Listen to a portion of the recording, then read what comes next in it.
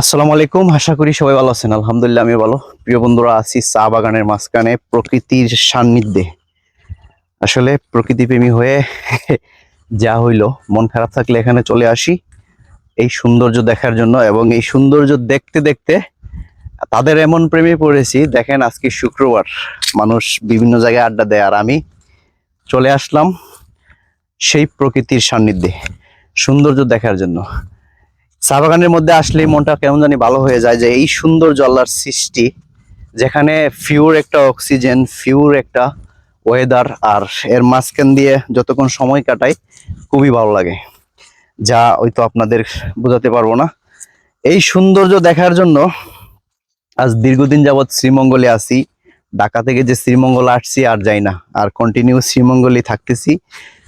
মোট কথা হলো শ্রীমঙ্গলের প্রেমে পড়ে গেছি যেটা আসলে আপনারা তো অলরেডি আমার আইডিতে দেখতেছেন, কন্টিনিউ শ্রীমঙ্গল নিয়ে আছি, আর যতদিন আছি শ্রীমঙ্গল নিয়ে থাকবো ইনশাল্লাহ। শ্রীমঙ্গলের সবকিছু তুলে ধরা সম্ভব না, কারণ এই শ্রীমঙ্গল বাংলাদেশের সৌন্দর্য, পর্যটন নগরীর মধ্যে সৌন্দর্যের অর্ধেক সে একাই বহন করে, যেটা হয়তো আপনারা অনেকেই জানেন।